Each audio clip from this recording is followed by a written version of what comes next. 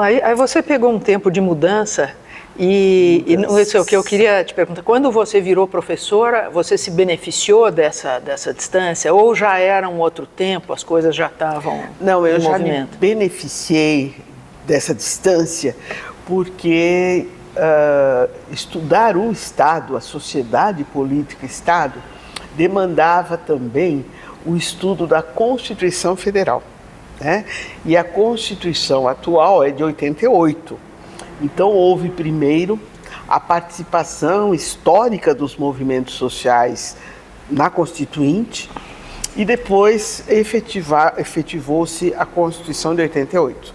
Nem todas as propostas dos movimentos sociais estão na Constituição de 88, mas se aproximou muito. Então é só buscar a Constituição que nós vamos ver um artigo 226 se referindo à família. Quando nós suportávamos ainda o Código Civil de 1917, ainda em vigor. Não é? Então, quantas mudanças adveio. E a Constituição também cuidou, né, dos direitos da criança e do adolescente. Então, a partir dessa Constituição, nós temos algumas leis nacionais, chamadas de federais, mas elas são nacionais, porque expressam, né, necessidades que tínhamos. Então, é o Estatuto do Idoso, o Estatuto da Criança e do Adolescente, né? A criminalização da discriminação racial. Então, estudei lá na década de 80 com o professor Dalari essa proposta e não era tanto de se punir, né, alguém que discriminasse, mas de levar à sociedade brasileira a relevância, a importância da equidade, né, do respeito às contribuições do negro brasileiro, porque é ele o sujeito aqui discriminado é ele, né? Porque crime, né, é justamente a ofensa aos valores da sociedade.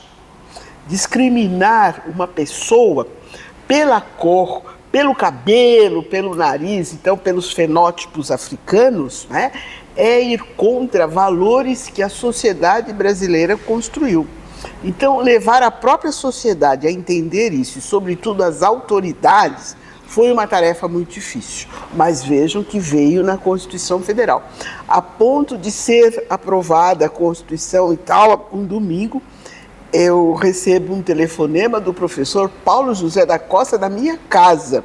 O professor Paulo José da Costa foi meu professor e foi titular de Direito Penal, ele já faleceu, né? E ele estava inconformado com um crime imprescritível e inafiançável, né? Falei, olha, professor, a nossa proposta realmente era levar a toda a sociedade que a discriminação racial atentava aos valores conquistados pela sociedade e, portanto, crime e tal. O mais foi aí já o movimento negro, integrado sim por intelectuais muito sérios que participaram, né, das discussões na Constituinte. Tanto que a proposta era que tivesse um capítulo, né, um título sobre a questão do negro na Constituição Federal de 88. Não se conseguiu, mas vejam que os povos originários conseguiram. Então nós temos sim, né, uma parte, né, muito importante, bonita na Constituição Federal, na proteção, né, das comunidades indígenas. As tão pouco conhecidas, mas que existem, comunidades quilombolas, estão nas disposições constitucionais transitórias, mas estão na Constituição, que as suas terras precisam ser tituladas.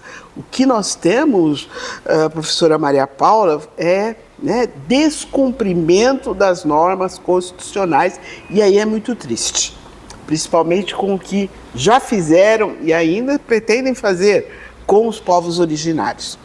Isso é inaceitável. Então, agora eu vou pensar na sua trajetória enquanto professora. Você ingressa ainda muito jovem, né? Em 85. E provavelmente era a única professora negra da escola. Sim, sim. E ficou. Fiquei. Hoje a escola não tem professores negros, né? Ainda não temos, mas nós temos, né, um coletivo de docentes negros, negras da USP, e que entregamos em 2022 uma manifestação escrita ao reitor. É 22 porque já era o reitor, professor Dr. Carlotti, né? Entregamos, o parecer é meu, né? Justamente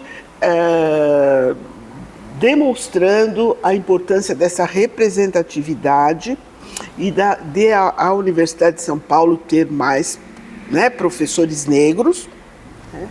E já com uma proposta, porque era um grupo de professores de várias áreas, já com uma proposta que não demandava qualquer acréscimo financeiro à USP de, nos concursos para docência, adotarem política de ações afirmativas. Essa vitória ainda não tivemos, né? Mas o nosso parecer já foi publicado e é bastante comentado, né, aí pelos colegas, e depois toda a manifestação de professores, né. É importante atentar que os movimentos negros, né, no Brasil nunca tiveram um caráter, uma ação violenta, nunca uma ação, né, de vingança, nunca, né?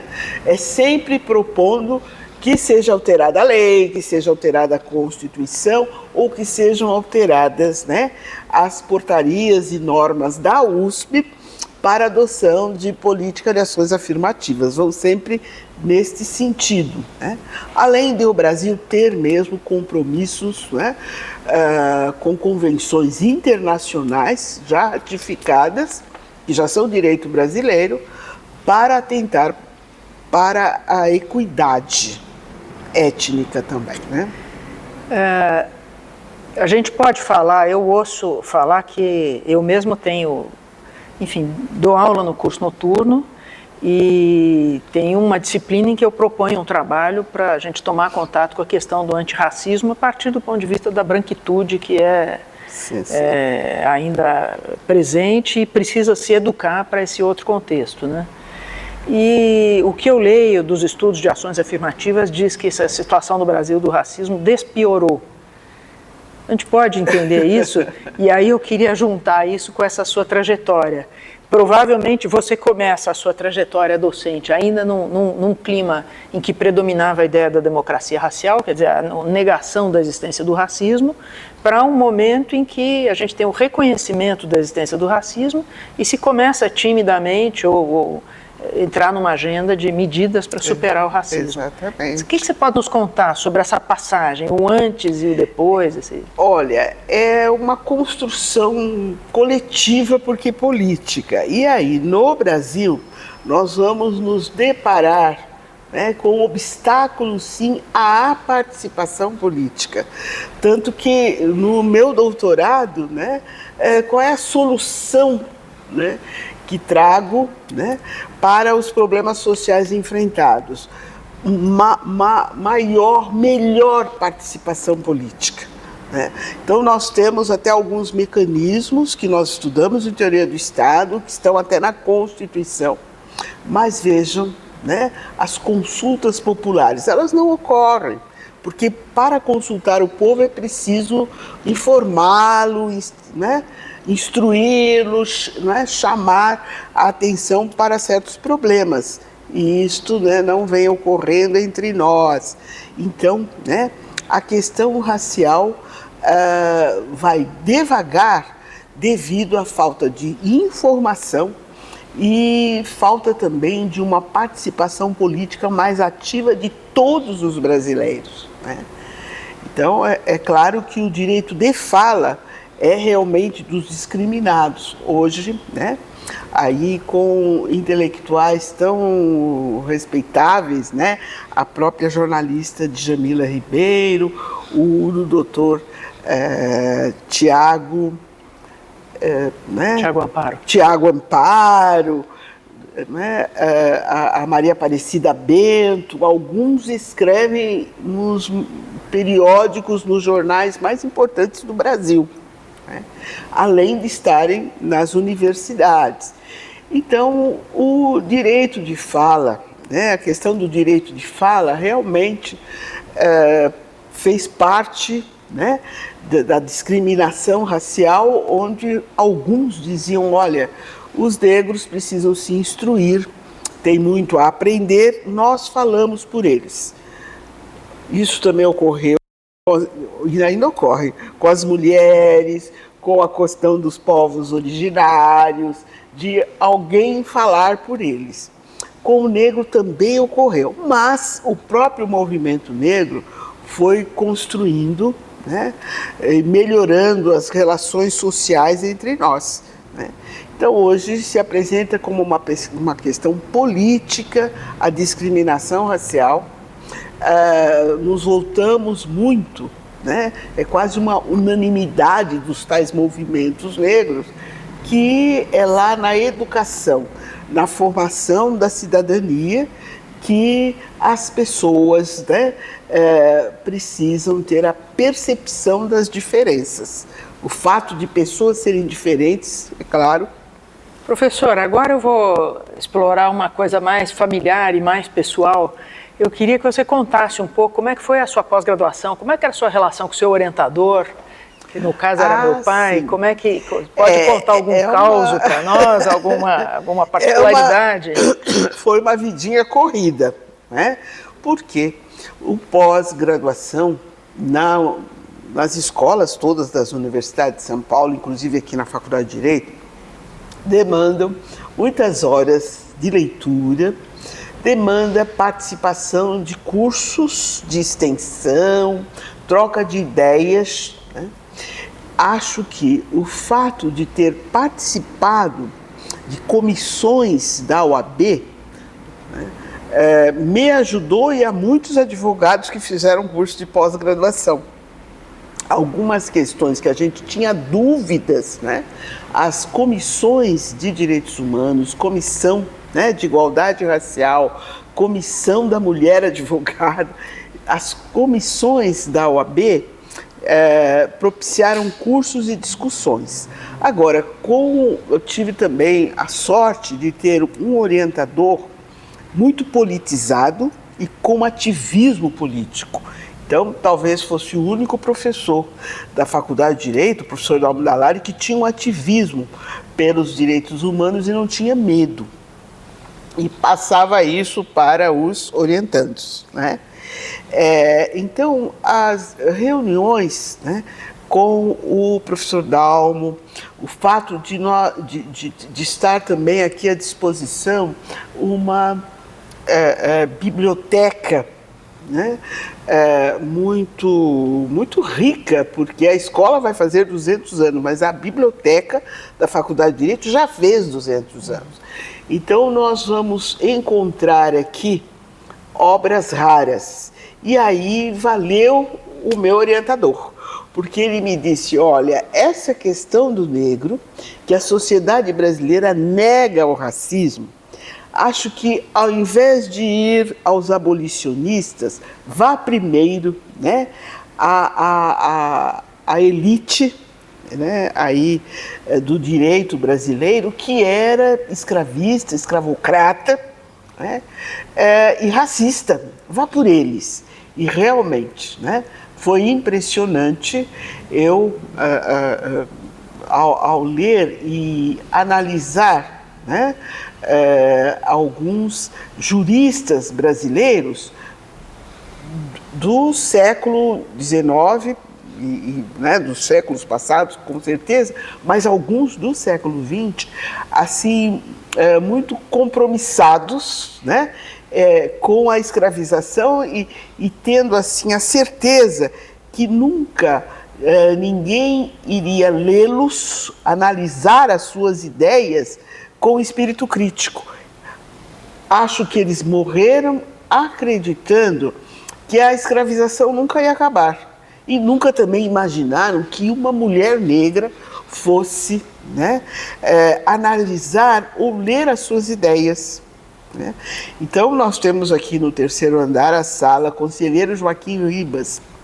Li alguns pareceres dele em âmbito do direito administrativo, como homem culto que era, e fiquei impressionado, né? Então mostra também que o Estado brasileiro, sobretudo nos tempos monárquicos, escravizou pessoas. Então havia escravos, servidores da própria monarquia, do próprio, não é, Estado, e depois uma certa naturalidade com uma distribuição de papéis sociais. Qual é o papel do negro agora que ele é cidadão, né? É um trabalhador, mas mesmo enquanto trabalhador, discriminado, né? Então, acho que o fato de ter um orientador politizado e ativista de direitos humanos me apontou muitas direções, muita coisa, a ponto de, mesmo entre os abolicionistas, né, eu encontrar um movimento social, né, Bento e seus Caifazes. Então, né, o Bento era um português, aluno aqui da Faculdade de Direito, que após a Guerra do Paraguai formou um movimento abolicionista muito ativo, onde se provocavam rebeliões e formavam grupos, né, de negros fugindo da escravidão, que desciam a pé as trilhas que hoje formam a chamada Estrada Velha de Santos, quer dizer, antes da Via Anchieta, havia uma Estrada Velha de Santos que se formou a partir das trilhas indígenas, pois essas trilhas foram utilizadas por escravizados para fugir descendo, né, aqui o Planalto para chegar na região de Santos, porque lá estava já a empresa inglesa de ferrovias que admitia trabalhadores sem fazer perguntas. Lá para a ferrovia, né, deles e tal, naquela região, né? E aí nós temos, eu descubro nas minhas pesquisas, que eu não conhecia, uma obra da Maria Silvia Franco, né? Professora do Departamento de História, né, da FEFELEGE, hoje já aposentada. Ela tem uma obra, Homens Livres na Ordem Escravocrata. É uma obra histórica, e aí ela vai relatar, né, e demonstrar por que o Exército Brasileiro não participou dessa caça, né, aos escravos, fugidios, fugidos, etc. Porque a Guerra do Paraguai determinou realmente o fim desse sistema de escravização. Acho que até o governo monárquico já acompanhava tudo isso, e isto é por volta, né, de 1860, bem antes de 1888. Então, essa guerra que durou 5 anos, né, foi o governo monárquico que armou negros, ou seja, possibilitou a formação dos batalhões dos voluntários da pátria.